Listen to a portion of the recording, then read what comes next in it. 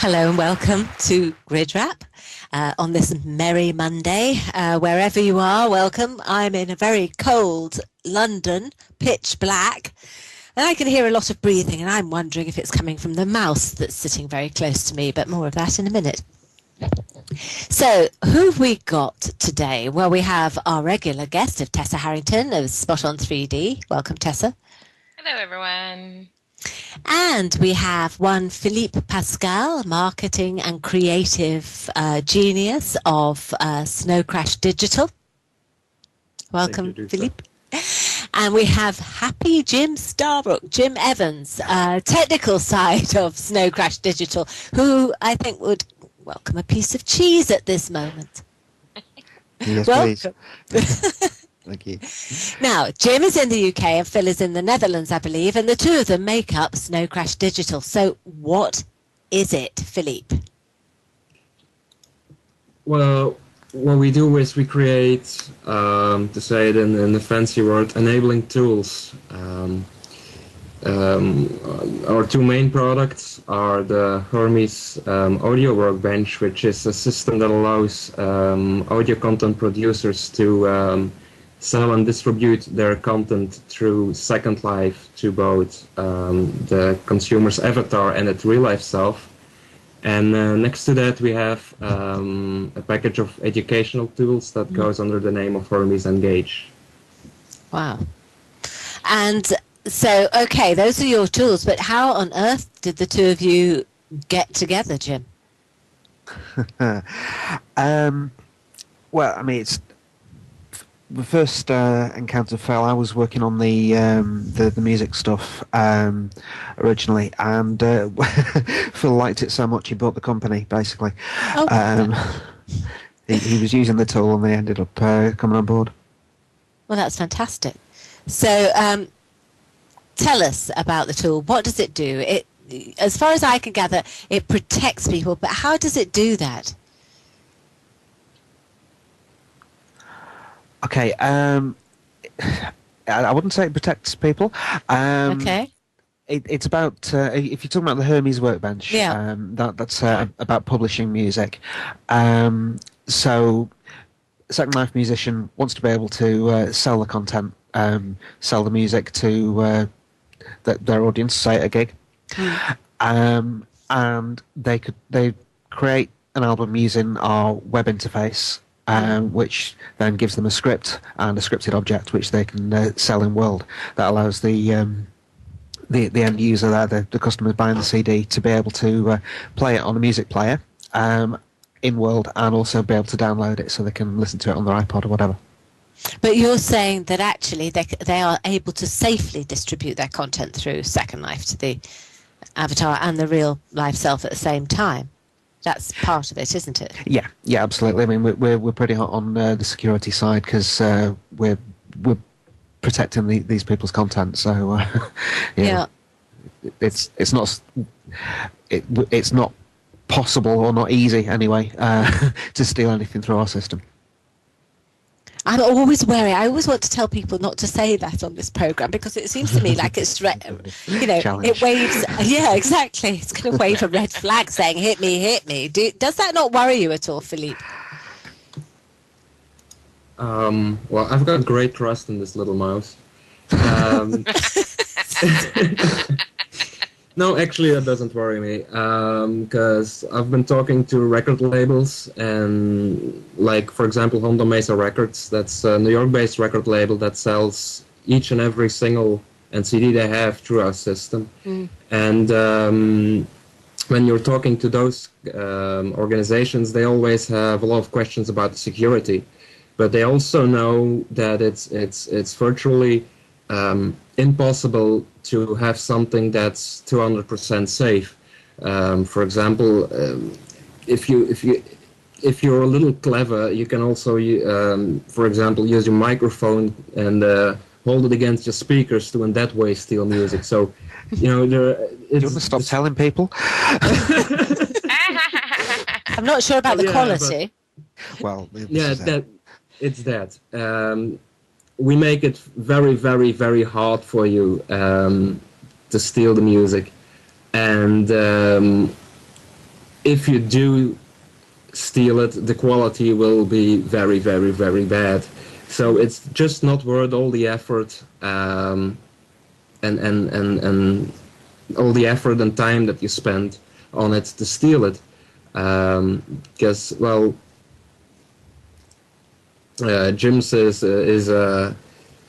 a technical guy in real life in the banking sector, so he really, really does know this stuff. He knows how to stop people stealing. Okay. Well, I'm not going to ask you the obvious question, Jim. Well, I'm not going to ask it. So, So we're all sitting here wondering, what is the obvious question? well, there are goodies and baddies, aren't there? And the goodies stop people stealing and the baddies steal it. But actually, both sides know how to do it.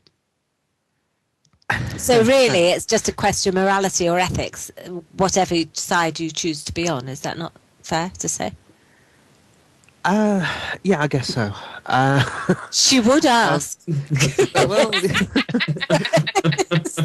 You have to be able to get in the mind of a person who would like to steal to stop them. Yeah, exactly. Definitely. You have to have a little devious part of you. You know, and I think every programmer has that little hacker in them, or they wouldn't be able to figure out the solutions they have. Because a lot of what we call hacking is actually solution finding, I think, and problem solving. And it's just whether it becomes legal or not is what it's working with and what it does to it in the end. Mm-hmm. But I'm speaking for Jim. Yeah, right? the term has been co-opted, hasn't it? Yeah, it's corrupted, absolutely. Okay, moving swiftly on. Hermes Engage. Now, it's described here as a fully featured education presentation system that allows multiple classrooms per sim and works with a unique data carrier system. So you can take along your presentation, you don't need to set anything up, and it's click and play.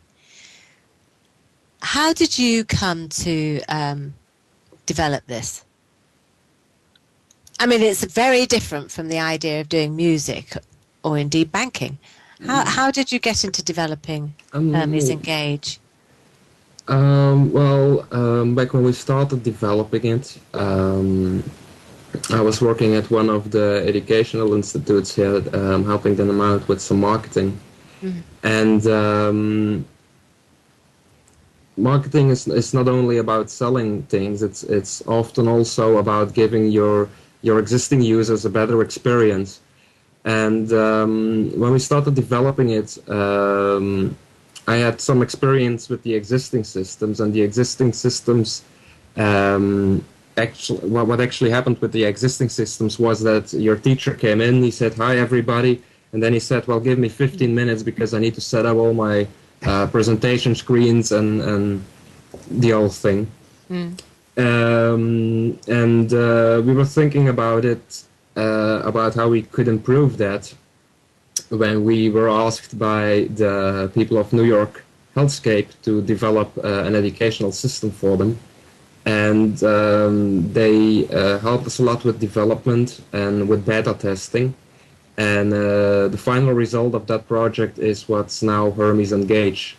Mm-hmm. And what's the unique thing about our system is that your teachers have a data carrier.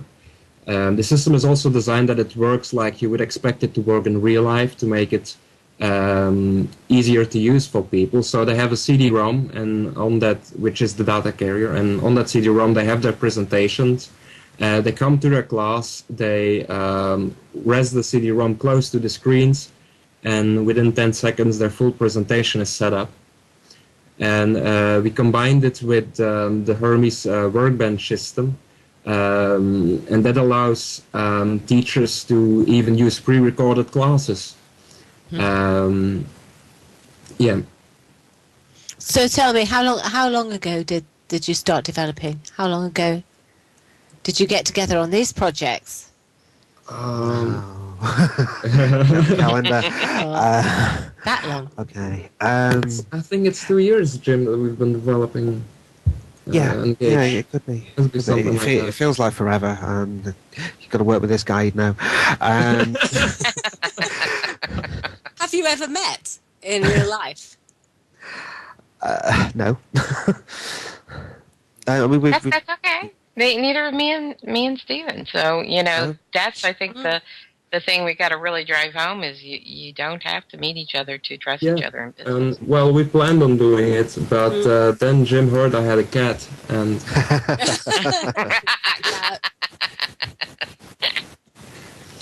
So can I talk a little bit about your real life interests? Are you happy to do that? sure. yeah. Well, I see that Philippe, first of all, it isn't really necessarily a real life interest, but I think it looks like a real life interest that has come into fruition in Second Life, which is about artists, about enabling artists, really, to display their work. And you have, what is it, Da Vinci Isle? Yeah. What is Da Vinci Isle? Da Vinci Isle is a community of arts, and we try to create crossover projects between several disciplines of art. So we have we try to promote this crossover project between musicians, poets, and visual artists. And it's indeed something I brought with me from real life. And in real life, I'm on the board of directors of a cultural non-profit in Belgium, which is the mother organization above an orchestra, exhibition halls, and a drama group. Mm-hmm.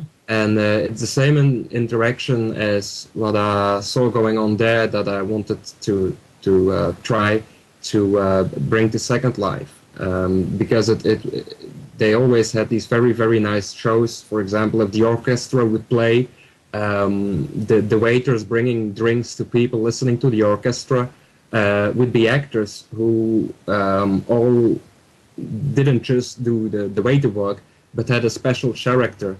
One was a very clumsy kind of waiter, and then you had a waiter who thought that he was a detective and that kind of stuff. And it really made for a fully featured spectacle for people. And it's the same kind of thing that I wanted to try in Second Life, because I thought it always opens up a lot of new opportunities. When you have two people working together from another background. So do you do you participate in these yourself? I mean, what do you feel is your area? Well, actually, I've got a broad interest for arts, and I've tried it all myself once, but now I just look at art. Well, you tried it, you didn't like it. Well, I really did like making it, and then others saw it, and they said, well, you just keep making They're like DOUSA telling me to stop singing. Just no, that was different. It's just because I was trying to figure out something on my configuration, and listening to the glory of your voice, Tessa, was taking me away from my primary purpose at that moment. Oh, what good BS she spins. My talent is BS, I think, really. Anyway. Yeah, there you go.